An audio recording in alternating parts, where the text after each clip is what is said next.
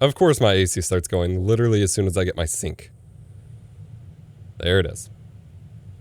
Today's video is going to be a weird one. It's kind of about lights and also why gear kind of matters in terms of workflow and making changes that you may not even realize have ever been made on camera. Because that's how it goes as a creator sometimes, is you make a lot of tweaks for yourself that the viewer doesn't necessarily notice. So in this video, we're going to be going from this to this. And if you're looking at it and thinking that's the same image, you know, like Pam Halpert, not exactly. We're going to be talking about kicker lights and changing from this beastly GODOX S30 to an LED panel and lots of key lights from Aputure, lots of stuff. Stick with me. I'm EposVox, the stream professor, and I just posted a studio tour. If you missed that, go check out the link in the description below. But my motivation for going on and knocking out the studio tour before I finish things is I want to start evolving it already. There are workflow frustrations that I've run into, and when we talk about gear not mattering or whatever, everyone focuses on this weird obsession with quality and whether it improves the quality of your video. And that's not really how these things work.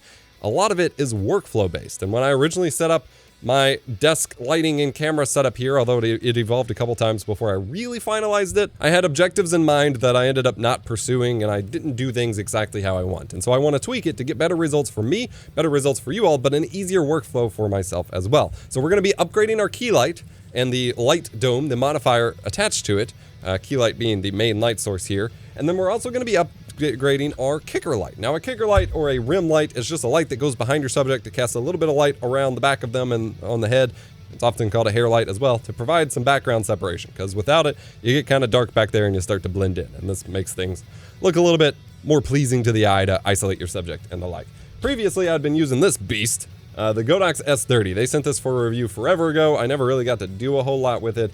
But it's a nice little light. It is a smaller light rather than the big Bowens mount lights that I use for everything else. This is a much smaller one. They sent a ton of accessories. So I have little modifiers. I've got big old lenses on the front of it here. So I attached it with a baby plate to my ceiling and cast it down with the goal of being to cast a rim light on me at this setup, as well as if I use my desk as a backdrop on my main camera setup. So I can just spin it around, and then I have the power strip or power cable running to an outlet I actually have on the ceiling that we set up when we built the studio. This hasn't been doing exactly what I want, and frankly, I end up leaving it off a lot of the times because it can cause negative side effects. So instead, we are upgrading to a different solution that was right in front of me with a Dazzne LED panel that they sent forever ago. Just a basic LED panel. I'll have it linked in the video description, but it's bicolor, it's dimmable, it can run off wall power, and I can mount it, and the results are quite pleasing. First, let's take a look at what things originally looked like with the Aputure 120D, the Light Dome 2, and the GODOX S30 as my kicker. So this is with the GODOX S30 up above me. You can see if I roll my chair back, you actually get the circle on it. So I don't think it's really, like, there's some degree of light hitting my head, but there's not much. But the issue is the angle. So if I go angle it more,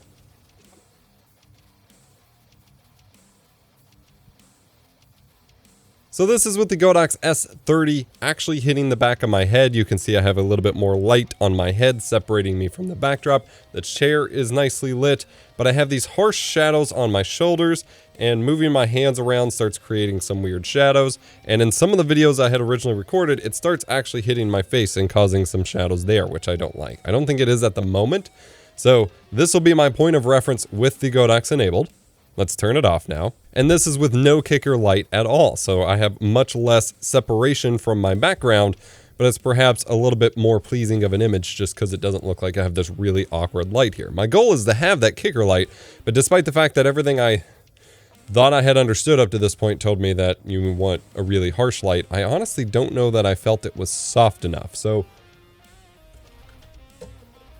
we're gonna try an LED panel here and see if it looks any better.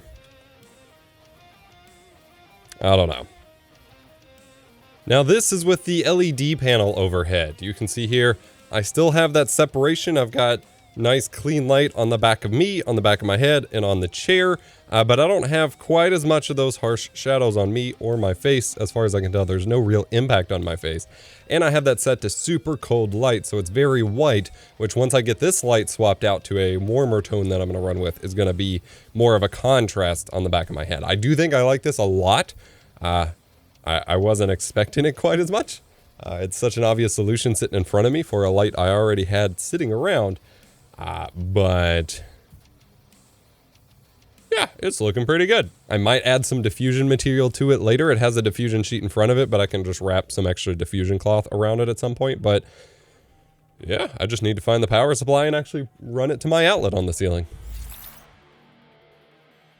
So this got briefly mentioned during the studio tour, but this is how my main key light for my main desktop webcam setup looks. I have the Aputure 120D, and this is the OG original one, not the Mark II, because this is what I purchased in 2017 or 2018 to get better lighting and produce my OBS masterclass. I have this mounted in the Light Dome 2, the full-size Light Dome 2 here. It's basically a big old softbox pointed at where I sit. And if I sit down in this spot, you can see that it is effectively doing its job. The only issue is this light dome is huge. The Aputure 120D is restricted to a single color temperature, and I have found, at least in my testing, that switching to a in-between of tungsten and daylight of 4500 Kelvin may actually produce better skin tones for me. This is just huge, and you can see here the angle is awkward. This is a big, giant, soft light dome, and no matter how great the mounting that I get for it is, and actually a big problem with this is actually the yoke on the actual light itself doesn't hold up very well for these big light domes. This was fixed with the Mark II, but the Mark I had this slippage problem. And also I have it mounted on these impact super clamp friction arm things. And eventually, like, it was actually pointed up much more, you know, parallel to, or perpendicular to the ground, parallel to me, so that I had more light casting on me, and over time it just slumps more and more due to the weight. And so my goal here is to use a couple new products to try to alleviate both of these issues and fix my overall mounting scenario for something that may not look different at all for you. Let's swap it out. I spent forever getting this system together, so I'm terrified of like tearing it apart, but it's time. Also, for those, this was briefly mentioned during the studio tour, but this and the Aputure Tri 8C up there are both clamped with these friction clamps to a Varipole, which is a big, basically pressure fit bar that goes from the ceiling to the floor and just pushes up and down to hold everything in place, which is awesome.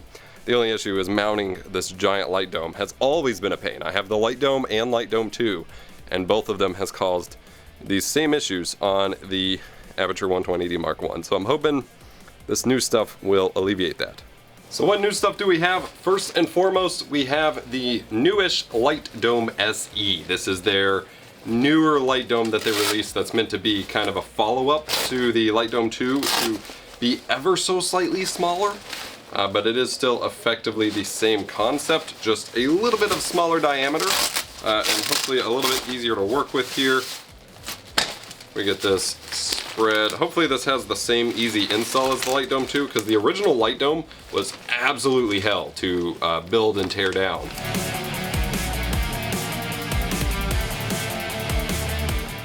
This is still a big light dome, but it is notably smaller, because this is about the same size, distance. We have a few inches bigger here, so this should be nice. So now we have to tear down the old setup.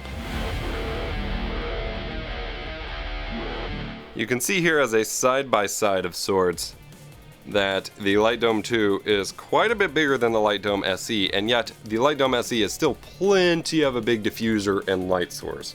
Like, that's still more than good enough, especially for the sitting talking head section that I'm doing. So I think obviously the benefits are that it weighs less, it's going to put less forward strain on the yoke of the light, and going to take up a little bit less room space up there.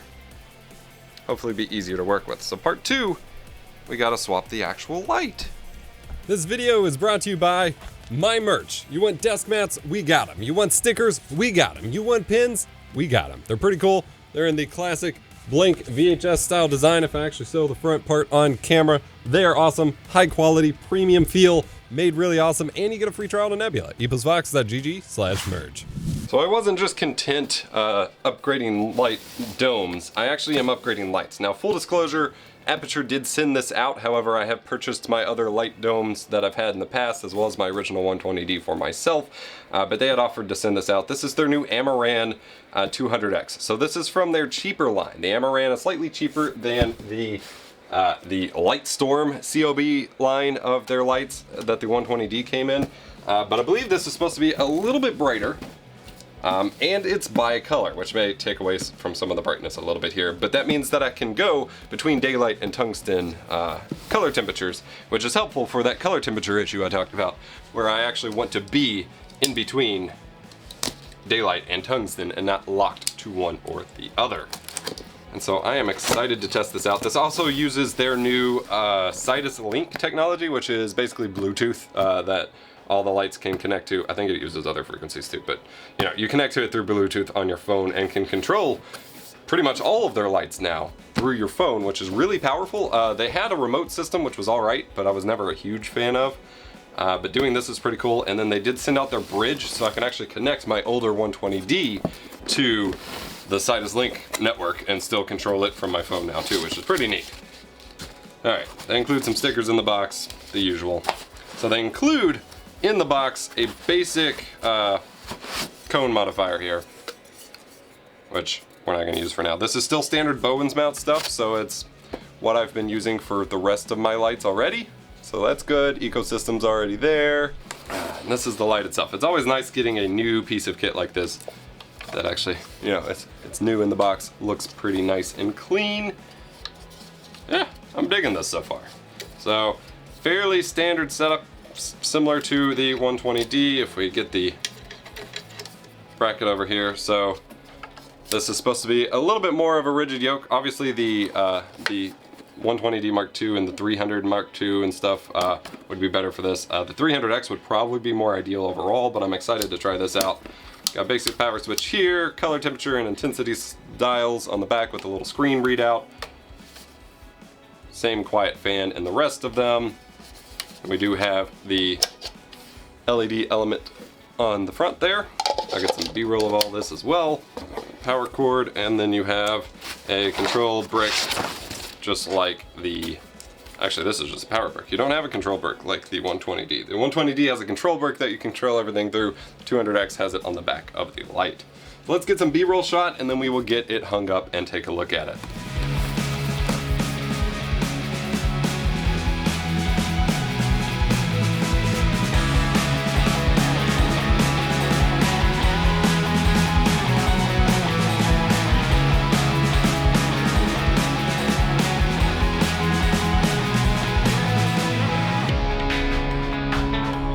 Out of the box, this is what the 200X and the Light Dome SE looks like. This thing is intense. This is at 100% intensity, just like I had the 120D.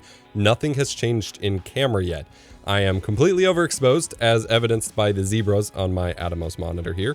So we are gonna crank this down a bit until I'm not so overexposed. Not getting hot spots on me. You can see, and this is the whole diffusion thing, I do still have a little bit of harshness over here, even though I'm technically not overexposed. Now this test right now, we are looking at, if I put the light back to where I had my other one, there we go. We are looking at 5600 Kelvin and then 57.8% intensity to get roughly even exposure without overexposing and mostly matching where the 120D was. I guess if I turn it down a little, this is probably about where it is.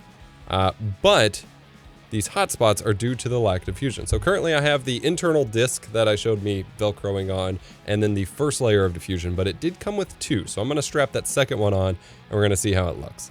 Okay, I've changed nothing else. This is with both all three now layers of diffusion going. We can crank up the intensity a little bit. We were at 52. This is all the way back at 100. I am overexposed again. If I turn it down there. I want to make sure if I get close to it, I don't overexpose. Hands. Yikes. There we go.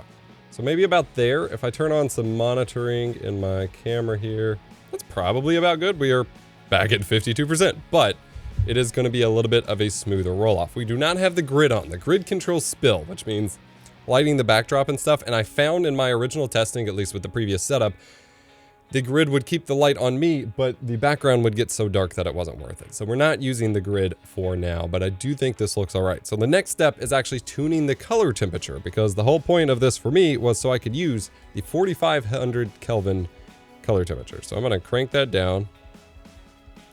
We're at 4500K now, but now I need to set color balance in my camera. So one moment. All right, so I went in my camera's menus, which I can't really show because it's mounted behind the teleprompter, used my gray card and set a custom white balance based on the light it's reading off the gray card, which it matched at 4500 Kelvin, which means at least as far as the camera is concerned, the light output matches the color temperature that I have set in the Sidus Link app here, which is pretty cool. So my skin tone should be a little bit more natural now, as I have found the 4500 Kelvin range to produce that a little bit better. I have the light higher up, so more light is actually able to hit my face, which is going to help me get a little bit more evenly exposed image where I don't have quite as harsh a shadow going on over here. And now we can flip on our kicker.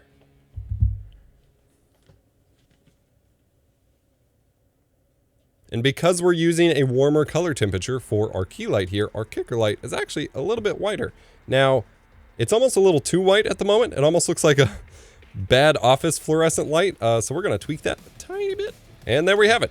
We have a nice, evenly separating kicker light here that doesn't seem to cast quite as harsh shadows on me, but still separates me from the background. I am evenly lit by a light that doesn't smash into my teleprompter setup, takes up a little bit less overall space, which I absolutely like, and a light that can get apparently significantly brighter and, well, not significantly, but quite a bit brighter, and give me the color temperature that I want. And there is a ton of settings here in the Sidus Link app for setting up different gel stuff, effects, all sorts of weird stuff. Like I can try a firework effect here.